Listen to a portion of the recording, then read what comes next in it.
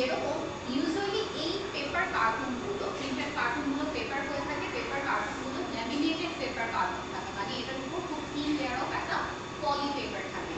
আচ্ছা, কিন্তু batch information যতটুকু হচ্ছে তোমার জায়গা থাকে, প্রত্যেকটা ব্যাচের জন্য স্পেসিফিক এই ইনফরমেশনগুলো ইঙ্ক প্রিন্ট করা হয়। এগুলো কিন্তু প্রি প্রিন্টেড থাকে না, ঠিক যেরকম এখানে জায়গাটা পাবা।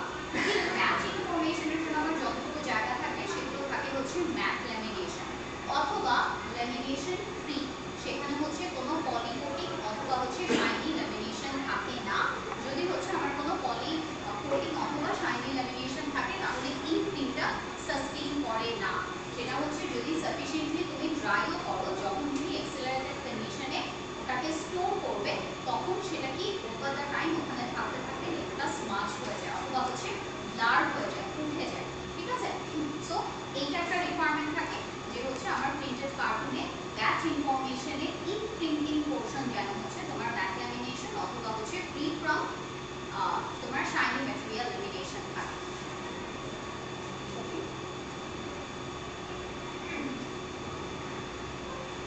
Show product information. আমার প্রোডাক্ট ইনফরমেশন সেকেন্ডারি বা টারশিয়ারি ডেরিভেটেড প্যাকেজিং লাইনে আমার কি কি প্রোডাক্ট ইনফরমেশন থাকবে এবং কোন প্রোডাক্ট ইনফরমেশন আমার কোন পজিশনে থাকবে এটাও হচ্ছে ডিফাইন করা থাকে।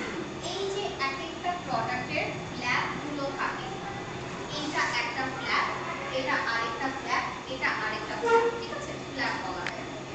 সো আমার কোন ফ্ল্যাগে কোন ইনফরমেশনগুলো থাকবে, যেরকম ইউজুয়ালি দেখবে এই জায়গাটাতে স্টোরেজ কন্ডিশন লেখা থাকে। ওয়াই নট এখানে? যখন আমার প্রোডাক্ট শেলফিং করা হয় তখন মোস্টলি দেখো প্রোডাক্টটা এইভাবেই শেলফিং করা হয়, এভাবে শেলফিং করা হয় না।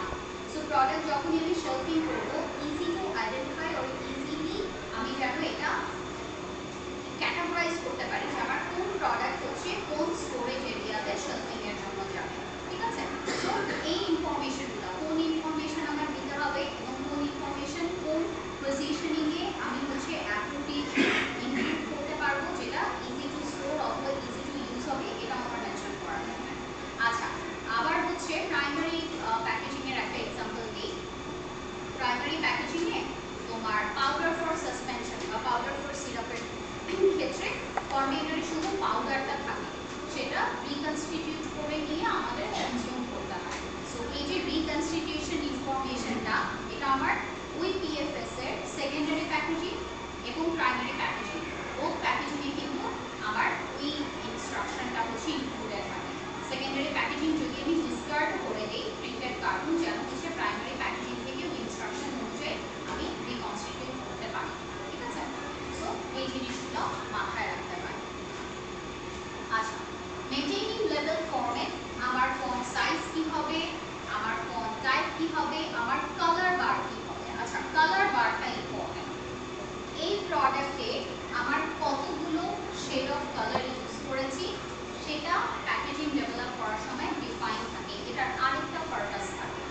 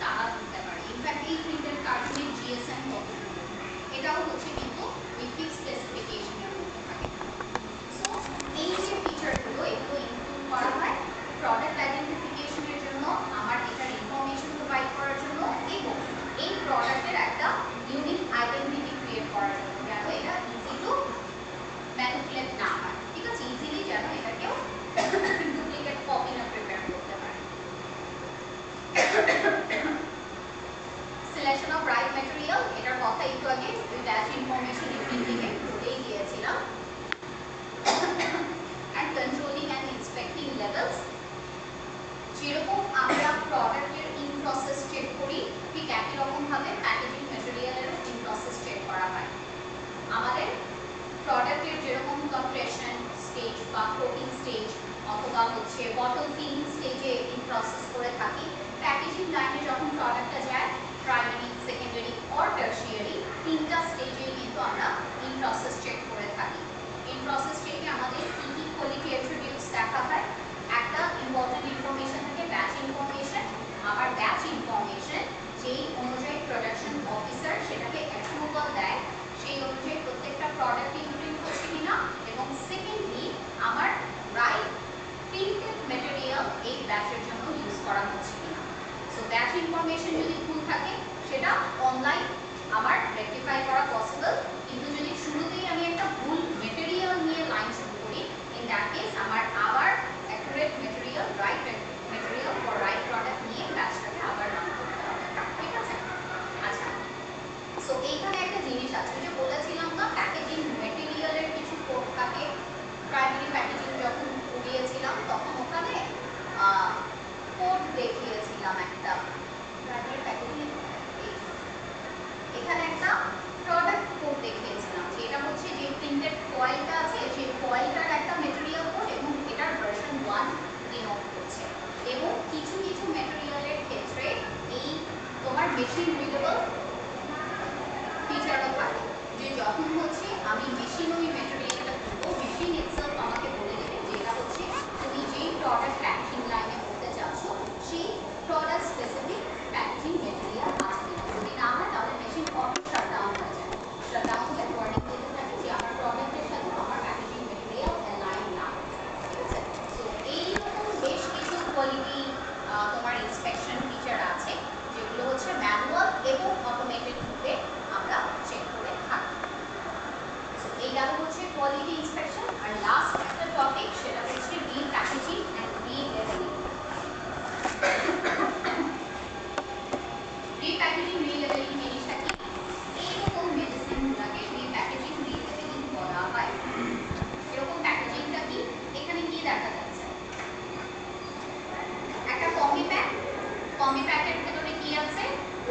সানডে থেকে স্যাটারডে 7 দিনের নাম আছে এবং আমার 4 বেলার কথা বলা আছে, মর্নিং, নুন, ইভিনিং এন্ড নাইট। মানে হচ্ছে 7 দিনের জন্য 4 বেলায় একটা পেশেন্টকে কি কি মেডিসিন নিতে হবে সেটার একটা কম্বি প্যাক দেওয়া।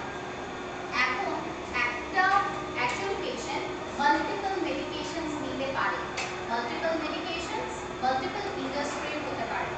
তো এইগুলোকে একসাথে